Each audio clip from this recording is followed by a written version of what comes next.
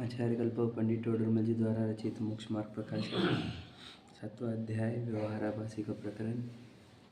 7 तत्वों में निर्जरा तत्व संबंधी भूल का अभ्यास हम कर रहे हैं। व्यवहाराभासी जीव 7 तत्वों को सुनता है, समझता है, परंतु उससे अपने हित का कार्य नहीं कर सकता। ये सब किस लिए था ये समझा ही नहीं। ये सब अपने आप को सुखी करने के लिए। धर्म और सुख एक ही चीज़ है। धर्म से सुखी होने चाहिए, तो इसने सुख दुख को पूरी सूक्ष्मता से समझा नहीं। दुख तो आकुलता में है। आकुलता जहाँ होती है उसी को विभाव कहते हैं। विभावों के 3 प्रकार हैं, मोह, राग, द्वेष। द्वेष तो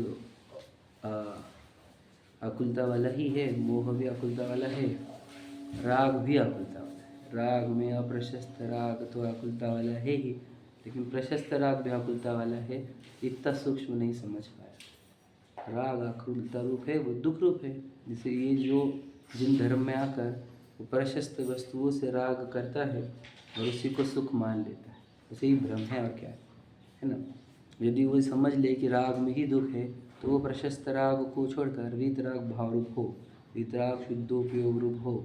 यदि वो शुद्धोपयोग रूप हो गया, वीतराग रूप हो गया, तो उसके समस्त दुखों का अभाव हो गया, है ना। और यही तो वो चाहता था, इसीलिए तो धर्म क्षेत्र में आया था कि वो सुखी हुए, है ना। सुखी होने के मार्ग पर आया, परंतु पूर्ण सुखी नहीं हुआ, क्योंकि राग जो दुख रूप है उसको वह दुख रूप नहीं देख पाया, है ना। प्रशस्त राग भी दुख रूप है, उसको दुख रूप नहीं देख पाया। अभिप्राय में ये बना रहा कि राग अच्छा है, और इसी अभिप्राय के कारण उसको अनंत संसार में जन्म मरण करने पड़ते हैं, है ना। उसी को व्यवहारभासी कहा जाता है। उसका प्रकरण चल रहा है हमारा निजराधिकार का। तो वो वहाँ पर अनशन आदि उपवास की क्रिया को ही निर्जरा का कारण मानता है, परंतु निर्जरा का कारण तो इच्छा का निरोध तप ही है ना। तप से ही निर्जरा होती है, और इच्छा का निरोध ही तप है। जहाँ इच्छा का अभाव हो वह तप है ना। और उसी से निर्जरा होती है, अनशन से नहीं। अगर अनशन से होती तो कहा तीर्थंकर आदि 23 तीर्थंकरों ने, है ना, दीक्षा के बाद 2 ही उपवास किए हैं। जैसे सहज उपयोग परिणाम चले, उसके सहज अनुसार आहार भी लिया, परंतु एक अपने शुद्धोपयोग को दृढ़ करके मुक्ति को प्राप्त हुए, है ना। तो शुद्धोपयोग के लिए ही सब कुछ है, और क्या है याद रखना। हम भी जहाँ से सुख की खोज कर रहे थे, वहाँ से हम अपने उपयोग को शुद्ध करने के लिए ही आगे बढ़े। हम घर को छोड़कर मंदिर आए ना, तो उपयोग थोड़ा शुद्ध होता है ना कषाय से, तो यहाँ आनंद लगता है ना। थोड़ा सा आनंद लगता है ना कि कषाय कम होने से। तो हम तो उपयोग को सही करने के लिए ही आए। वो टेंशन, चिंताएं, डिप्रेशन, है ना, वाकई इच्छाएं, राग द्वेष, उससे बचकर हम मंदिर आते हैं।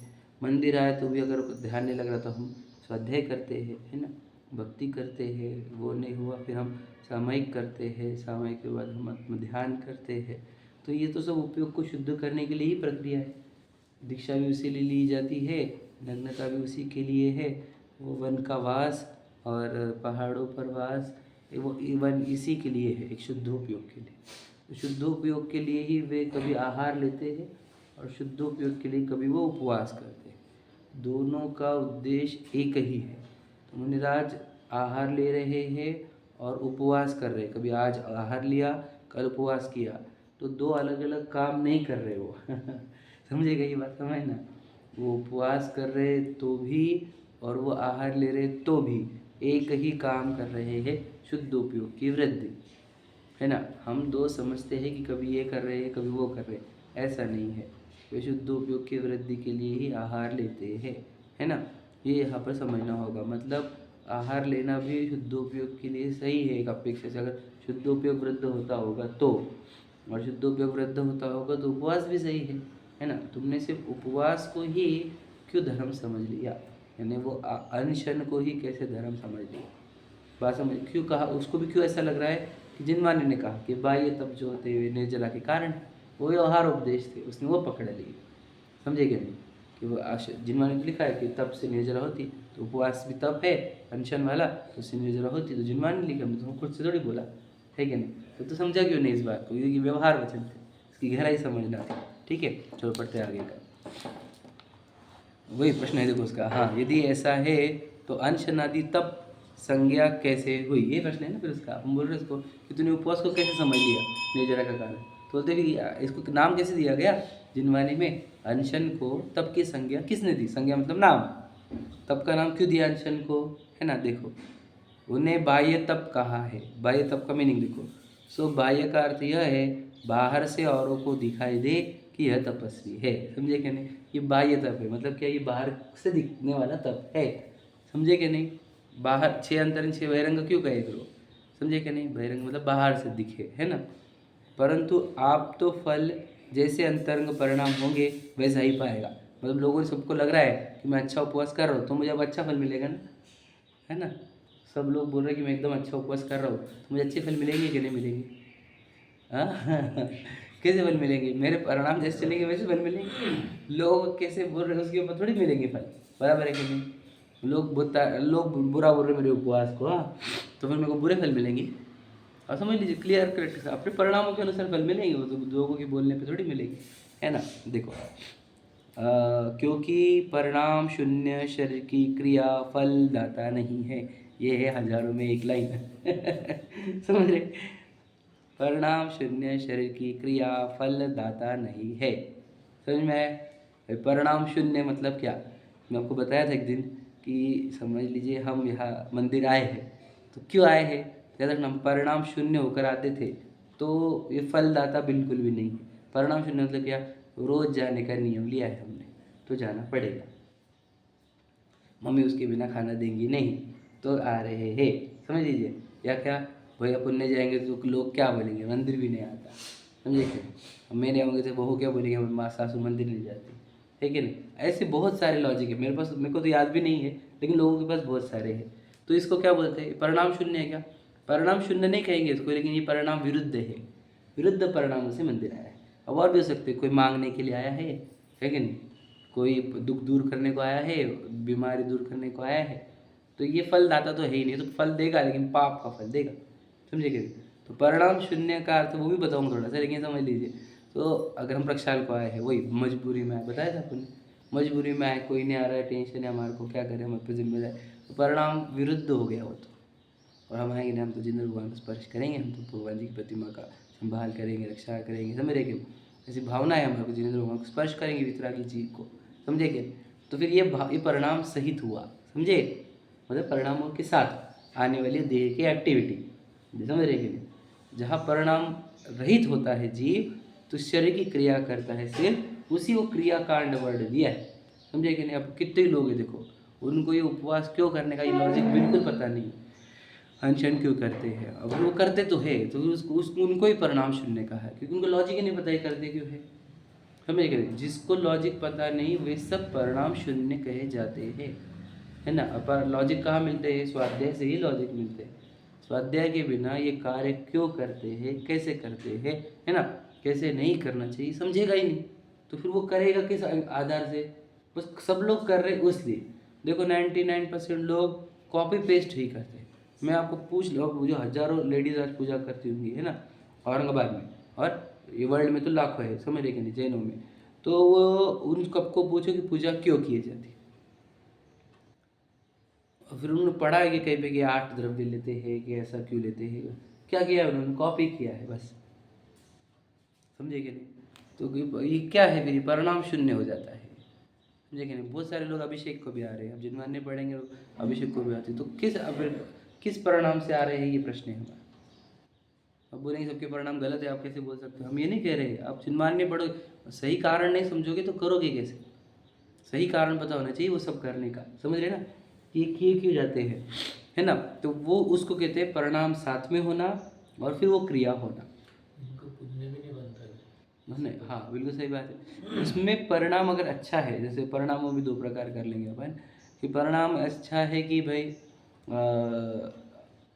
चलो सुबह सुबह अपना मन सा पवित्र होगा, है क्या नहीं, भाव अच्छे होंगे, है ना, कषाय कम होंगी, ये एंगल से पुण्य बन देगा, ये परिणाम आ गया तो, है ना।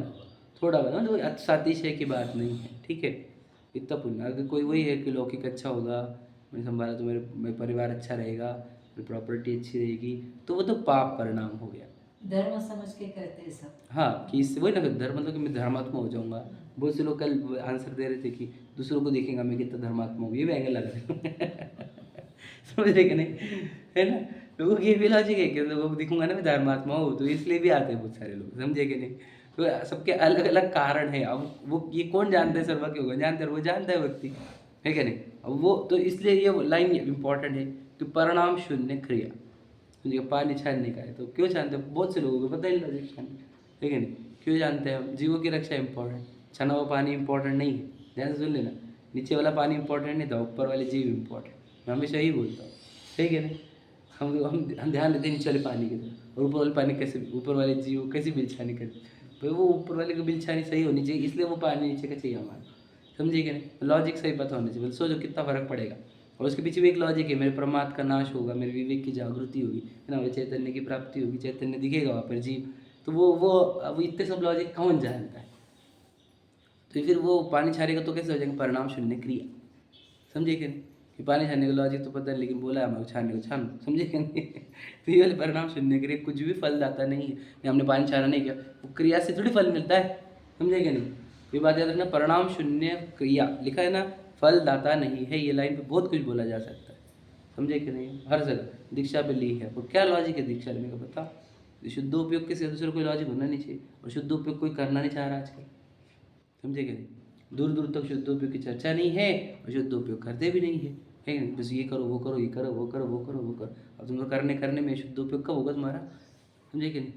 कुछ लोग संसार का कर रहे हैं, कुछ लोग है ना धन का कर रहे हैं, कुछ लोग समाज का कर रहे हैं, समझे कि नहीं। कुछ मंदिरों का कर रहे हैं, पर कर ही रहे सब लोग। शुद्ध उपयोग कैसे होगा, जहाँ करना धरना नहीं होता वो शुद्ध उपयोग होता है, समझे कि नहीं। कुछ करना बोले तो धर्म। हाँ वो करना, कुछ तो धर्म नहीं करेंगे तो क्या करेंगे चारित्र उसी का नाम चारित्र कह दिया लोगों ने। तो कहना क्या है कि धर्म तो वो है कि जहाँ पे कुछ करना नहीं हो, क्योंकि चेतना ही धर्म है हमारा, लेकिन ज्ञान दर्शन स्वभाव परिणाम वो हमारा धर्म है, लेकिन समझता कौन इसको। तो ये समझ लीजिए, ये सब चीज़ें क्रिया जो उनको क्या क्रिया से धर्म होता है। अब बुद्धि मोटी है, क्या करें, क्रिया से धर्म होता है, तो हमने कहा क्रिया से नहीं तो परिणाम से, समझिएगा। परिणामों के भी ऊपर के लेवल अभिप्राय, और कौन समझ पाएगा इसको, ठीक है नहीं। तो ये लाइन है देखो, शरीर परिणाम शून्य, शरीर की क्रिया फलदाता नहीं है।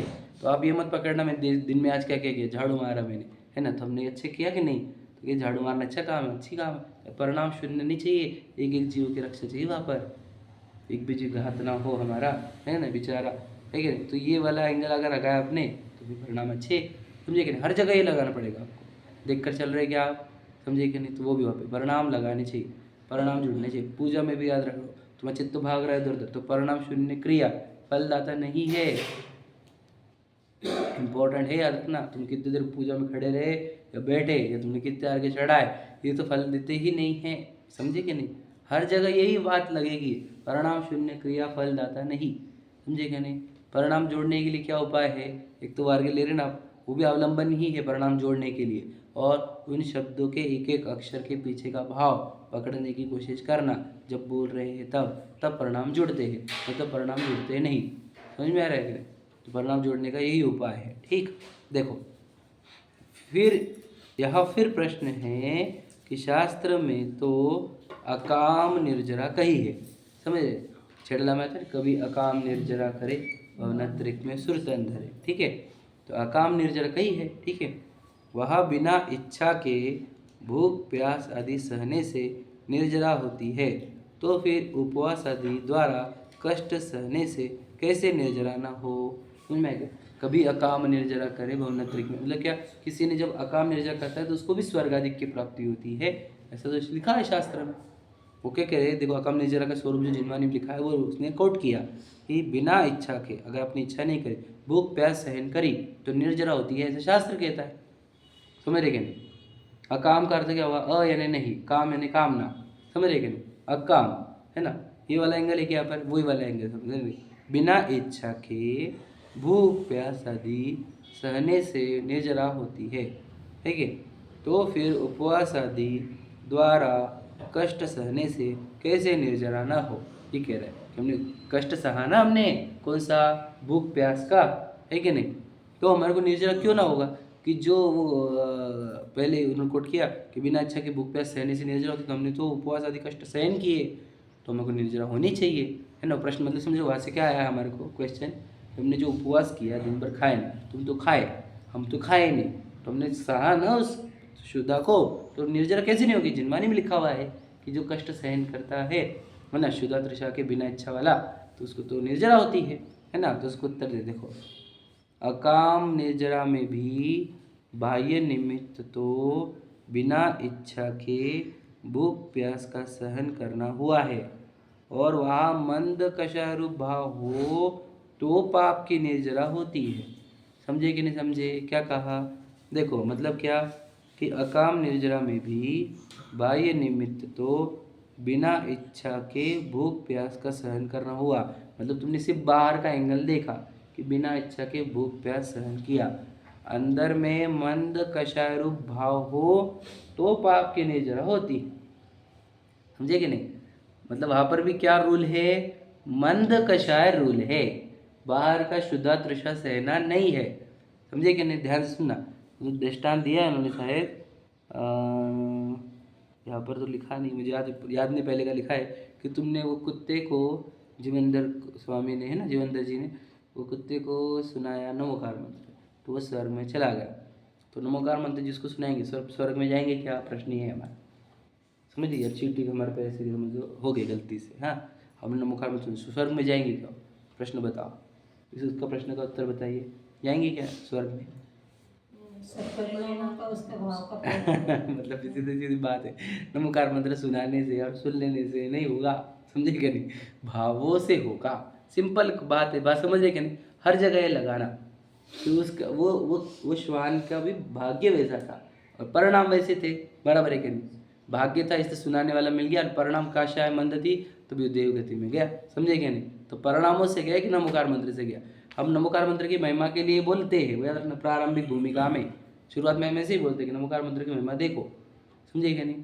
इसलिए हम क्या, फिर वो कहानी से कितने लोगों को मारते वक्त नमोकार मंत्र सुनाया गया, सब अच्छी बात है, वो गलत नहीं बोलते हैं हम, लेकिन समझ लीजिए उनको क्या लगा सिर्फ आखिरी में सुना देते हो गया काम अब ऐसा नहीं था अर्थ उसका अर्थ ये था, परिणाम शांत जो रखेगा उसको फल मिलता है। तो उपवास के भी केस में वही था, ठीक है नहीं। कितने लोग भूख प्यास सहन करके कषाय मंद रखते थे, तो हमने उपवास को भी कहा, है ना, अकाम निर्जरा का कारण कहा, तो समझा नहीं, अभी मंद कषाय से हो रहा था, वो सिर्फ भूख प्यास सहन करने से नहीं हो रहा था, है ना। तो यहाँ पे भूख प्यास सहन करता है, कषाय तीव्र रखता है, तो इससे थोड़ी निर्जरा होगी, समझे कि नहीं। देखो, देवादि पुण्य का बंध होता है, देखो लिखा है ना, मंद कषाय रूप भाव हो तो पाप की निर्जरा होती है, पाप खत्म हो गए, और देवादि पुण्य का बंध होता है ना। परंतु यदि तीव्र कषाय होने पर भी कष्ट सहने से पुण्य बंध होता हो, मतलब क्या, भूख सहेंगे और चिड़चिड़ हो रही है, हम चिल्ला रहे हैं लोगों पे, हमको किसी को देखो भूख सहन नहीं होती ना तो चिढ़ता है, वो गुस्सा करता है, पता है ना, मैं भी था ऐसा पहले, है ना, अभी भी है थोड़े अंश में, पर बोलना ही चाहते कि भूख जब लग गई तो चिड़चिड़ कर रहा है, तो जानते हो ना, हमने चिड़चिड़ करी होंगी, लेकिन हमने खाया तो नहीं ना, समझे कि नहीं की होंगे हमने चिड़चिड़, लेकिन हमने खाया तो नहीं ना। तो याद रखना कि खाया नहीं है, और कषाय तीव्र है, समझ लीजिए, तो उससे फल नहीं मिलने का है, समझे कि नहीं। ध्यान सुनना क्या कह रहे, देखो लिखा क्या है, परंतु यदि तीव्र कषाय होने पर भी कष्ट सहने से पुण्य बंध होता हो तो सर्व तिरेंचाधिक देव ही हो सो बनता नहीं है। तिरेंच तो सब ऐसे ही है, बराबर है कि नहीं। कैसे, भूख प्यास सहन भी कर रहे हैं और कषाय तीव्र है, तो वो तो सबकी सब देव बनने चाहिए, समझे कि नहीं। कैसे, हर जगह उन्होंने न्याय का विषय रखा। तू अगर ऐसा कहता है कि हमने भूख प्यास सहन करी और कषाय हमारी तीव्र हो, तो क्या फर्क पड़ गया, भूख प्यास तो सहन करी ना। तो यही लॉजिक लगा तिरेंचों के ऊपर, तिरेंच भी भूख प्यास सहन करते, उनको मिलता ही नहीं है ना, और कषाय उनकी तीव्र भी होती रहती कि मिलता क्यों नहीं, तो क्या फिर वो तो सबकी सब देव भी बनने चाहिए, क्योंकि तीव्र कषाय भी है और भूख प्यास सहन करना है, तेरे जैसे तो बैठा हो सिद्धांत, तो फिर तो वो तिरेंच बनने चाहिए, तिरेंच भी देव बनने चाहिए। और नरकों में तो भूख प्यास तो है ही और कषाय भी तीव्र है, फिर उनको भी देव में भेजो फिर, क्योंकि भूख प्यास तो सहन कर रहे कि नहीं कर रहे हो, बोलो, भूख प्यास सहन करेंगे नरकों में, सहन कर रहे, फिर उनको देवगति में भेजो, ऐसा नहीं है। आप समझ रहे क्या? नहीं, हर जगह लगाओ ऐसा। तुम क्या लगा रहे हो? परिणामों को छोड़ रहे हो तुम क्लियर कट, और बॉडी के एक्शंस पर ही निर्भर करना चाहते हो कि हम किधर जाएंगे। हमने खाया नहीं ना, हमने खाया नहीं ना। अरे भैया, खाया नहीं वाला रूल है ही नहीं। परिणाम क्या किए वो बता। तो मंद कषाय रूप रहा कि तीव्र कषाय रूप रहा, ये इंपॉर्टेंट है क्या नहीं? और मंद कषाय रूप होने के लिए तो क्या देखो बोला था, खा मत, ठीक है?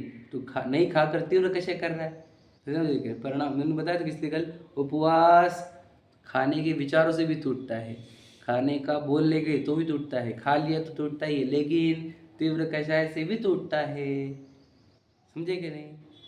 उपवास टूटता है परिणाम बिगड़ने से, समझे कि नहीं? और किसी से नहीं टूटता। मेन समझो आप। अब वो हम लॉजिक नहीं समझ रहे ना, अब आप सूक्ष्मता पढ़ रहे हो इसलिए बता रहे हैं। परिणाम बिगड़ने से तो उपवास टूटता है, और कैसे टूटता है बताओ, समझे कि नहीं? समझना देखो, उसी प्रकार इच्छा पूर्वक उपवास आदि करने से वह भूख प्यास आदि कष्ट सहते हैं, सो यह बाह्य निमित्त है, परंतु वह जैसा परिणाम हो वैसा फल पाता है। मतलब क्या? तुमने इच्छा करी उपवास करने की, बराबर है, और तुमने भूख प्यास सहन किए, समझे कि नहीं? तो ये तो बाहर का निमित्त कार्य हुआ, है ना? लेकिन फल तो जैसे अंदर के परिणाम होंगे वैसा लगेगा, अर्थात परिणाम अंदर जैसे होंगे वैसा लगेगा का अर्थात क्या? ये अंदर अगर वांछा है विषयों की तो पाप का फल लगेगा। अगर अंदर वो कर्म के निर्जरा का परिणाम है तो पुण्य का फल मिलेगा। और स्वरूप में स्थिरता है, शुद्धोपयोग है, तो कर्म की निर्जरा होगी। तो सब खेल आप देख लेना, अपने परिणामों का ही मिलेगा, है ना? जैसे अन्न को प्राण कहा है, ये बहुत अच्छी लाइन है, बोला क्या? मैंने बहुत बार कोट किया है ये वाली बात। देखो सचिन जी से सुना था शायद मैंने, जैसे अन्न को प्राण कहा है उसी प्रकार, मतलब क्या? देखो अन्न को प्राण कहते हैं, तो इसका अर्थ क्या कि अन्न में प्राण है क्या? नहीं है, लेकिन ये प्राण, प्राण मतलब कि 10 प्राण कहे जाते ना, तो इस 10 प्राण में अन्न सहायता करता है, बराबर है? 10 प्राण के टिकने में वह अन्न सहायता है ना, निमित्त है, इसलिए उस अन्न को भी प्राण कह दिया गया, समझे कि नहीं? ध्यान सुनना, अन्न में प्राण है क्या? प्राण समझते क्या? जैसे 10 प्राण कैसे होते? 5 इंद्रिया है ना, आयु बल श्वासोच्छ्वास, समझे कि नहीं? तो ये सब क्या होते हैं? प्राण होते हैं। एक्चुअल में ये प्राण है, ये जो बॉडी है वो बोलते हैं ना, ये बॉडी जो है वो प्राण है ना, इसके लिए प्राणी कहा जाता है इस जीव को, ठीक है? तो प्राण की स्थिरता किस पर है, या प्राण की टिकाव किस पे है? तो अन्न के ऊपर है ना? अन्न खाएंगे तो प्राण टिकता है, ऐसा बोलते हैं ना दुनिया में। तो इसलिए उपचार करके अन्न को ही प्राण कह दिया था, तो लोग अब अन्न को ही उसमें प्राण खोज रहे हैं, तो तू भैया तो समझ नहीं रहा, ये क्यों बोल रहे हो? अन्न का चैप्टर क्यों आ गया यहाँ पर? क्यों चैप्टर आ गया ये वाला?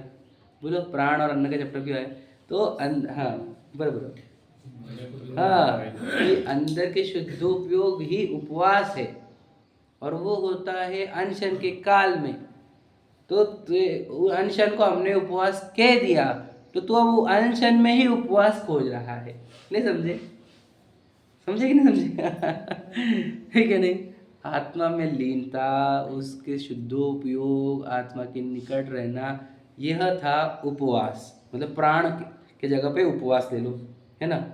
अब ये होता है जब तू खाएगा पिएगा नहीं, तब होगा तेरा ये काम, खाने पीने में व्यस्त रहेगा दिन भर, तो तेरा काम होगा नहीं ये वाला, है कि नहीं? तो हमने कहा अनशन को ही, अनशन जो है उसको ही कह दिया यही उपवास है, समझे कि नहीं? क्योंकि इसके काल में वो हो रहा था, समझे कि नहीं समझे? तो तू अब वो अनशन में ही उपवास खोज रहा है, जैसे अन्न में प्राण खोज रहा है, वैसे ही अनशन में उपवास खोज रहा है। जैसे अन्न में प्राण नहीं है, वैसे अनशन में उपवास नहीं है। क्या समझे? समझे ना आप? समझे नहीं समझे? अनशन में उपवास नहीं है, अनशन के काल में उपवास किया जाता है, समझे कि नहीं? अनशन तो उपवास है ही नहीं, अनशन तो शरीर को और अन्न को भिन्न भिन्न रखा है आपने, उसको उपवास नहीं कहते, समझे कि नहीं? उपवास दूर करने का नाम है कि नजदीक करने का नाम है, तो समझो। उपवास शब्द का तो नजदीक है कि नहीं? हम दूर करने को उपवास समझते हैं, समझे कि नहीं? ये नजदीक करने का काम है, नजदीक समझो, नजदीक आने का। तुम्हें धर्म बताओ, धर्म दूर जाने का नाम है कि नजदीक आने का? सच बताओ, इसको उत्तर दे लो, इसी में उपवास करता है। धर्म नजदीक जाने का नाम है, को दूर जाने का? ये छोड़ने का धर्म है कि पकड़ने का धर्म है? समझ रहे हो ना? तो दुनिया को ये लगता है छोड़ने का धर्म है कि नहीं, दूर जाने का धर्म है। ऐसा समझे नहीं तुम? नजदीक जाने का धर्म है, समझे कि नहीं? पकड़ने का धर्म है, अपने को पकड़ने का, समझे कि नहीं? और बाकी चीज छूट जाएगी अपने आप, समझे कि नहीं? हर जगह पर उपवास भी नजदीक आने वाला काम है, दूर जाने वाला नहीं। लोगों को लगता है कि अपने शरीर को अनाज से दूर रखो तो हो गया उपवास। छोड़े उसकी महिमा क्या हाँ करें, हाँ, वही बोल रहे ना, ग्रहण पूर्वक त्याग, वो जो वर्ड है वही चीज, समझे कि नहीं? तो ये उपवास शब्द क्या है? ग्रहण करने वाला, नजदीक जाने वाला, समझे कि नहीं? शब्द तो मैं तो बोलता हूँ कि महिमा मुझे इतनी आती है पूर्वजों की, हमारे आचार्यों की, हमारे सब विद्वानों की, कि क्या उन्होंने शब्द डाल कर रखे। मतलब एक समझदार व्यक्ति आ जाएगा ना, शब्दों से ही समझ जाएगा कि क्या बोलना था, है कि नहीं? पर हम वो हो गए ना लकीर की फकीर। उपवास सब लोग बोलते कि खाना नहीं है, आज मेरा उपवास है, तो इसमें आज खाने का नहीं है। अरे शब्द ही देखो इतना अच्छा दिया था हमने, उपवास करना है तुझे आज, इतना अच्छा शब्द देख दिया तो देखो, जिससे तू समझ जाए कि देखो आज करना क्या है। वो इतने वो ये दिक्कत है आत्मा से, और पंचम काल का प्रभाव ऐसा है कि हम उपवास शब्द बोलते हैं लेकिन आप उपवास किसी को करना नहीं, समझे कि नहीं? ये दिक्कत है। देखो इसलिए वो दृष्टांत कहा उन्होंने, है ना, अन्न को प्राण। तथा इस प्रकार बाह्य साधन होने से अंतरंग तप की वृद्धि होती है। देखो लिखा है उपवास यानी अनशन को साधन कहा है, समझे कि नहीं? वो साधन था, तो साधन को साध्य समझता है, ये दिक्कत है, समझे कि नहीं? देखो क्या लिखा है, बाह्य साधन होने से अंतरंग तप की वृद्धि होती है। अंतरंग तप की मतलब क्या बोलो? प्रायश्चित, विनय, व्यावृत, है ना, स्वाध्याय, व्युत्सर्ग, ध्यान, समझे कि नहीं?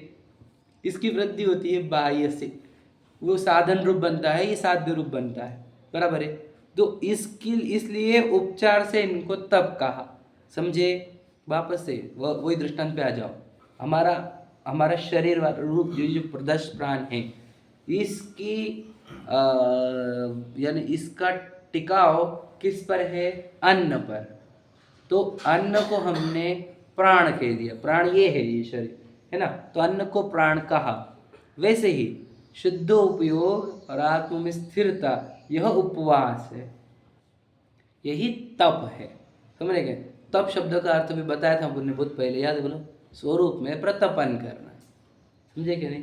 स्वरूप में प्रतपन, स्वरूप में मग्न रहना, इसका नाम तप है ना? तो तप एक्चुअल में क्या है? शुद्ध उपयोग का ज्ञान में, ज्ञायक में रहना, है ना? या फिर हम कहें इसी को दूसरा नाम ध्यान भी होता है कि नहीं? स्वाध्याय भी, स्व का अध्याय करना, स्व को जानना, समझे कि नहीं? तो ये शब्द तो उसी के है। तो एक्चुअल उपवास ये है, बराबर है? स्वरूप में मग्न रहना, स्व का अध्याय करना, है ना, शुद्ध उपयोग रूप रहना, इच्छा का निरोध होना, ये सब एक्चुअल उपवास है, बराबर है? और इसका आरोप हमने कर दिया अनशन पर कि ये उपवास है, समझे कि नहीं? तो लोगों ने क्या समझ लिया? अनशन ही उपवास है, समझे? बहुत गहरी बात है, समझे कि नहीं?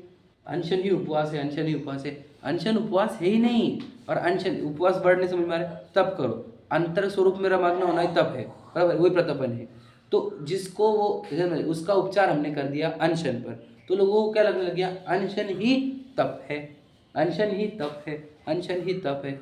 देखो अब आप दिगंबरों की तो बात छोड़ ही दो, श्वेतांबर लोगों में भी अब लोग इतने उपवास रहते हैं, उनके अलग अलग आयाम बीन वगैरह, और तपस्वी तपस्वी तपस्वी बोलते रहते हैं।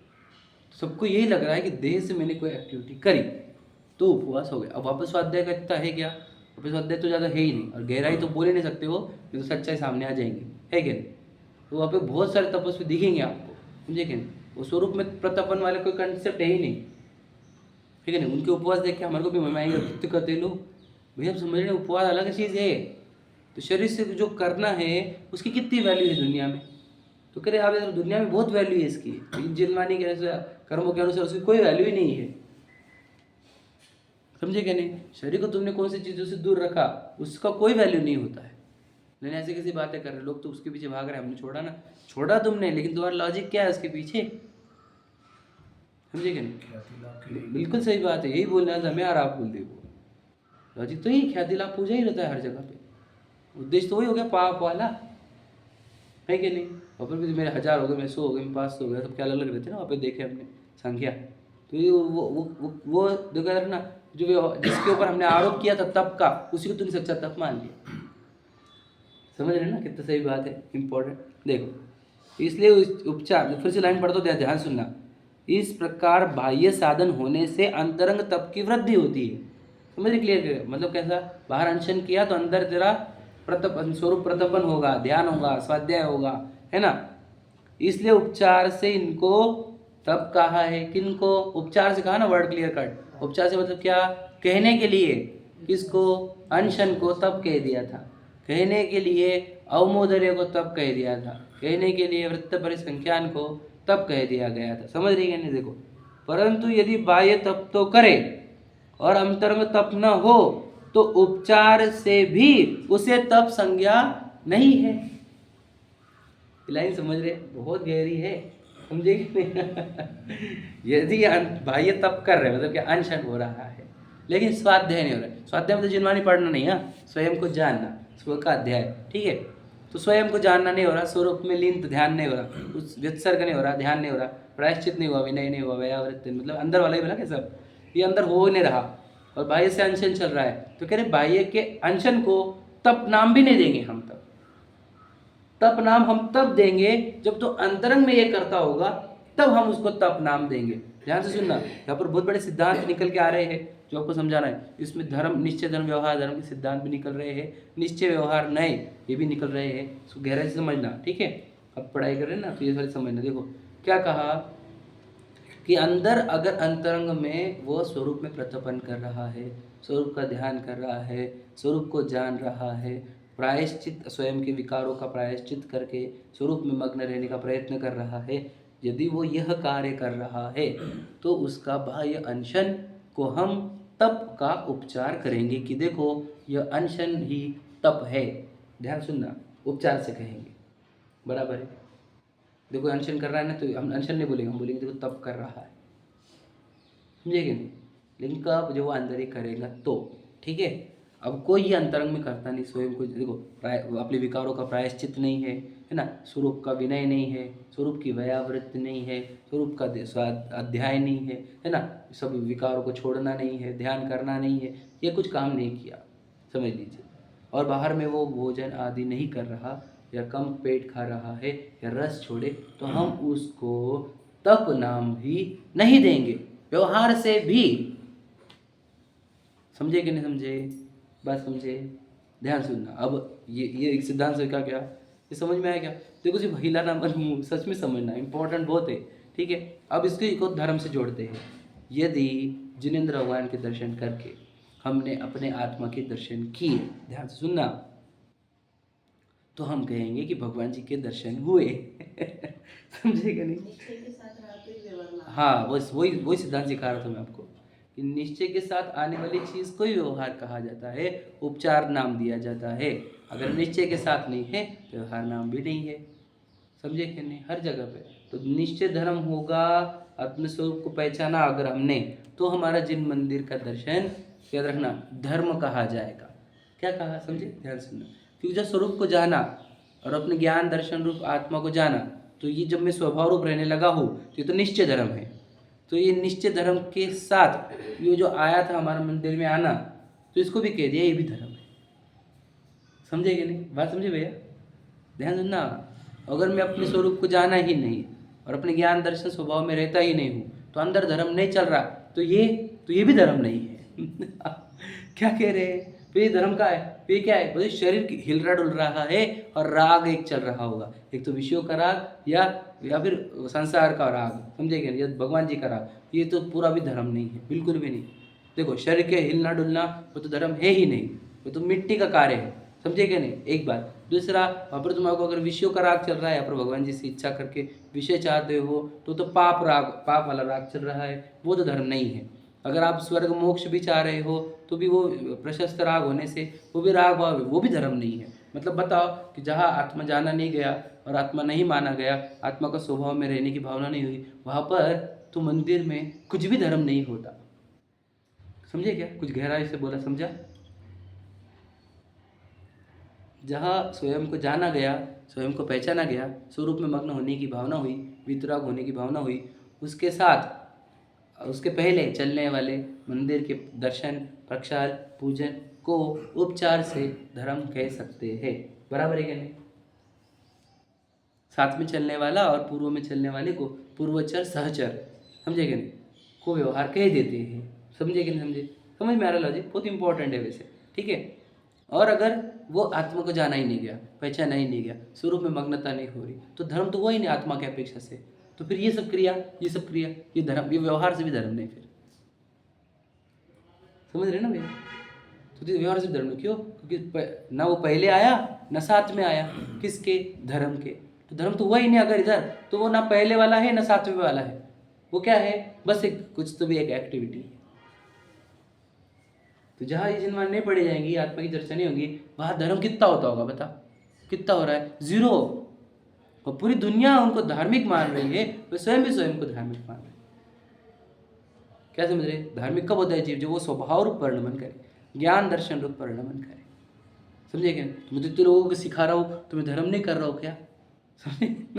याद रखना, ये सहचारी कहा रह जाएगा, सहचारी होगा, पूर्वचर होगा तो धर्म कहा सकते हैं इसको भी उपचार से। लेकिन अगर वहाँ पर आत्मा को जाना नहीं जा रहा, स्वभाव रूप परिणमन नहीं किया जा रहा, तो ये धर्म भी नहीं कहा जाएगा। समझ रहे ना भैया? कितने लोगों को सिखा रहा तुम? हजारों को।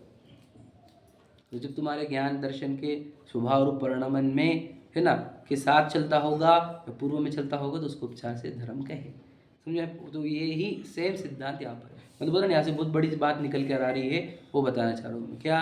कि वो बाह्य का अंशन तब नाम तब पाएगा यदि स्वरूप में प्रतपन होगा, तो स्वरूप में मग्न होगा, तो शुद्ध उपयोग हुआ। तो यदि वहाँ पर शुद्ध उपयोग नहीं होगा, तो वो बाह्य का उपवास, है ना, बाह्य का अनशन किंचित भी तप नाम को प्राप्त नहीं होगा, उपचार से भी नहीं होगा।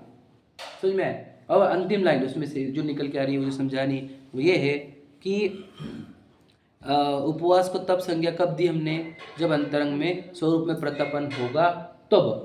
बराबर है? और अगर अंतरंग में स्वरूप का प्रतपन नहीं है, समझ लीजिए, तो बाहर का तो तब बिल्कुल भी नहीं है। इससे मुझे और बतानी थी, एक बात रह गई, स्किप हो गया माइंड में बहुत इंपॉर्टेंट थी। तो धर्म के क्षेत्र में भी यही पकड़ लेना, स्वरूप में तो जहाँ हाँ आगे बात है, ठीक है। तो समझ लीजिए कोई है दीक्षा धारण किया हुआ, समझ लीजिए, और स्वरूप जानता नहीं, पहचानता नहीं, स्वरूप की चर्चा नहीं, आत्मा की चर्चा नहीं, ज्ञान दर्शन की चर्चा नहीं, समझे क्या नहीं? तो तपस्वी है क्या नहीं है? समझ लीजिए क्या बोल रहा हूँ मैं, गहरा सिद्धांत है। समझे क्या बोल रहा हूँ? समझ गए ना आप? तो इशारा समझ गए भैया? बहुत इंपॉर्टेंट बात बोल रहा हूँ, आप समझने की कोशिश करना। ये मेरे पता नहीं भाग्य ही आपका, ऐसी एकदम मस्त मस्त बातें निकल रही है। क्या कहा? ये दीक्षा धारण किया हुआ है और 28 नियम पूरे पालन कर रहा है, एक भी नियम नहीं तोड़ रहा है, ऐसे व्यक्ति की बात कर रहा हूँ। एक कण भी नियम तोड़ता नहीं, उनकी बात कर रहा हूँ। वो तपस्वी है क्या नहीं? दीक्षा कौन सी बेस पे ली? वही पूछ रहा हूँ। दीक्षा लेने के बहुत सारे कारण हैं, वो भी बताऊँगा। ख्यातिलाभ पूजा भी होता है, ख्यातिलाभ पूजा भी होती है एक। तो दूसरा, धर्म समझ के भी किया जाता है, ये दीक्षा लेना ही धर्म है, समझेगी? हाँ, मंद कषाय भी पकड़ लो, वैराग्य भी रहता है, क्षणिक वाला वैराग्य वाला भी, ठीक है, ठीक है। और बहुत सारे लॉजिक है उसमें, आप ये तो बहुत कम बता रहा हूँ। हाँ, बोर हो रहा है ये भी लॉजिक है, पता है आपको, ये भी बहुत सारे, हाँ ये वाला भी लॉजिक है, देखे आपने, ये भी वाले बहुत सारे केसेस है। लगना भी आसान थोड़ी है। हाँ हाँ, बहुत अच्छा प्रश्न है ठीक है, चलो मैं उस पर आता हूँ, है ना। परिपक्व को बोलना ही है कि वो जी है जिसने दीक्षा धारण करी है और 28 मुल्कों का निरतिचार पालन है, ऐसे व्यक्ति की बात कर रहा हूँ, है ना। भ्रष्ट वालों की तो बात ही नहीं कर रहा हूँ, लेकिन वो ज़्यादा तो तपस्वी है क्या नहीं है? तब संज्ञा किसका नाम है? तब किसको नाम दिया जाता है? स्वरूप में प्रतपन करने को। स्वरूप में प्रतपन करने को तपन है, तो तब और फिर वो बाहर के 28 मुल्कों में आते, वो तप नहीं है क्या? इजी थोड़ी है 28 मुल्कों में लगना था, वो इजी है क्या? समझे क्या नहीं? तो फिर वो तपस्वी नहीं है, वो कुछ नग्न रहता है, जंगल में रहता है, 28 मुल्कों पाल रहता है, तपस्वी नहीं, एक टाइम आहार ले रहा है, समझ रहे? तपस्वी नहीं है, तपस्वी नहीं है, तपस्वी नहीं है, तपस्वी नहीं है। प्रश्न समझ रहे? कैसे बोल सकते हो आप उनको तपस्वी नहीं है? आप करते हो क्या तप? है क्या नहीं? ऐसे प्रश्न आएंगे हमारे ऊपर। तो तो इसका उत्तर क्या है कि स्वरूप प्रतपन करने पर बाहर के 28 मूल गुणादि पालन को तप कहा जाता है उपचार से, बराबर है, क्योंकि वो उसी के कारण शुद्ध उपयोग बढ़ रहा है। ये चारित्र में भी बताया था अपन ने, यहाँ पर भी सेम बात है। तो ये सही सेम क्या स्वरूप में प्रतपन नहीं है तो वे 28 मूल गुणों का पालन वे तप होंगे क्या? समझ रहे? वो तप होंगे? बताओ, सही बताओ, आप क्या बोलोगे उनको अगर आपको पूछा गया कि ये तपस्वी है कि नहीं है?